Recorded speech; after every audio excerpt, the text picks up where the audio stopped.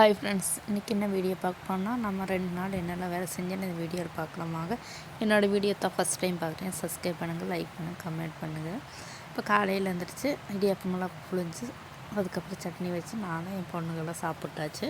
எங்கள் வீட்டுக்காரர் வேலைக்கு போகிறேன்னு சொல்லி கோயம் போட்டு பின்ன லேட்டாகி தான் வந்தார். அவருக்கு பின்ன கொடுத்தும் போட்டு மீன் வாங்கிட்டு வந்தார். அந்த மீனெல்லாம் 2 பேரும் சேர்ந்து கழுகிட்டு அதுக்கப்புறம் ஒரு பலகாரம் செய்கிறதுக்கு வெல்லமும் அதுக்கப்புறம் தேங்காய் வறுத்துட்டு இருந்தேன். அதுக்கப்புறம் சோறெல்லாம் அடுப்பில் வச்சு போட்டு அதையெல்லாம் வடித்தாச்சு. அதுக்கப்புறம் மீனெல்லாம் நல்லா சுத்தம் பண்ணி கழுவிட்டு வந்தாச்சு. அதையெல்லாம் கழுவி இதே மாதிரி மஞ்சப்பொடி, மிளகாப்பொடி, உப்பெல்லாம் போட்டு இதே மாதிரி பரட்டி வச்சுக்கலாம்.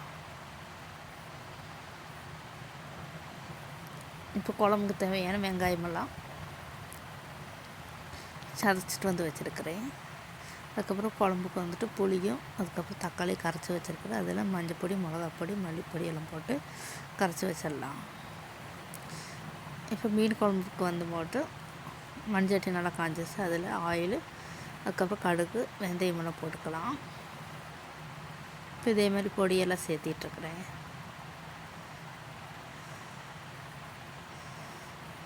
இப்போ இதெல்லாம் நல்லா பொரிஞ்சு வந்ததுக்கப்புறம் கருவேப்பிலை சேர்த்திக்கலாம். கருவேப்பிலையெல்லாம் நல்லா வணங்கினதுக்கப்புறம் நம்ம சதைச்சிட்டு வந்தது சின்ன வெங்காயம், அதுக்கப்புறம் இஞ்சி, வெள்ளை பூண்டெல்லாம் சேர்த்து இதே மாதிரி நல்லா வணக்கி இப்படி கோல்டன் ப்ரௌன் ஆனதுக்கப்புறம் நம்ம எடுத்து வச்சு தண்ணி எடுத்து இதில் சேர்த்திக்கலாம்.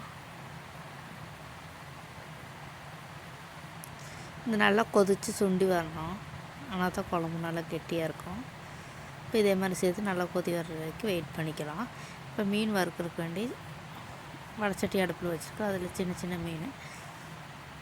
மீன் பேர் வந்துட்டு கோலா மீனுன்னு சொன்னாங்க. அதுதான் இன்றைக்கி வாங்கிட்டு வர்றது கோலா மீன். மீனெல்லாம் வறுபடலாம் பாதி வெந்துருச்சு. அதை எடுத்து மறைச்சி போட்டாச்சு.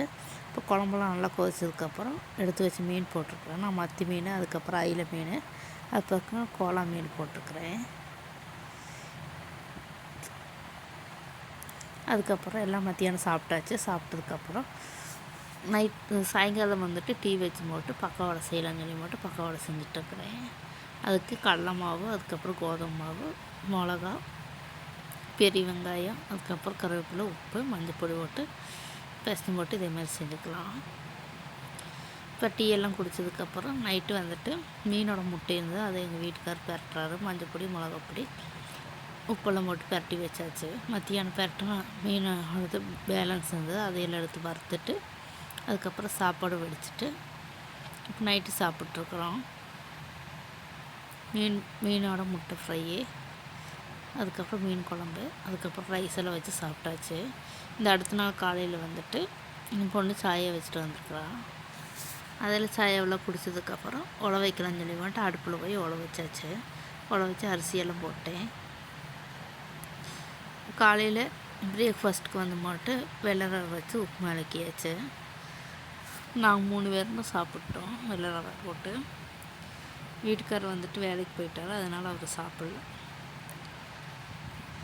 அதுக்கப்புறம் துணியெல்லாம் துவைச்சிட்டு மிஷினில் போட்டு ட்ரையரில் போட்டு வச்சுருந்து அதையெல்லாம் நீ காய போடணும். அதையெல்லாம் காய போட்டு மட்டும் மத்தியானத்துக்கு வந்துட்டு மீன் வறுவலும் அதுக்கப்புறம் பருப்பு குழம்பும் செய்யணும். அதுக்குள்ளே ஆப்பத்துக்கு மாவு அரைக்கலாம்னு சொல்லி போட்டு மிக்ஸி ஜாரில் போட்டுக்கிறேன். பச்சரிசி காலையிலேயே ஊற வச்சுட்டு அதை தான் போட்டுருக்குறேன். இப்போ அதெல்லாம் அரைச்சி வச்சாச்சு. இப்போ வந்துட்டு பருப்பு குழம்புக்கு சின்ன வெங்காயம், அதுக்கப்புறம் வெள்ளை பூண்டு, தக்காளி, பருப்பு போட்டிருக்கிறேன். அதுக்கப்புறம் மஞ்சள் பொடி போட்டு இதில் பச்சை மிளகா போடுறதுக்கு மறந்துட்டு அதுக்கப்புறம் தான் போட்டேன். அது வீடியோ எடுக்கல. இப்போ அதெல்லாம் குக்கர் நல்லா விசில் வந்ததுக்கப்புறம் மீன் வறுவல் ரெடி ஆயிடுச்சு. இப்போ பருப்பு எல்லாம் நல்லா வெந்து வந்துச்சு. அதெல்லாம் கடைஞ்சி போட்டு தாளிப்பு சேர்த்திக்கலாம். இப்போ தாளிப்பெல்லாம் சேர்த்தியாச்சு. மீன் வறுவலெல்லாம் ரெடி ஆயிடுச்சு. இதுதான் எங்கள் வீட்டு மத்தியானம் சாப்பாடு.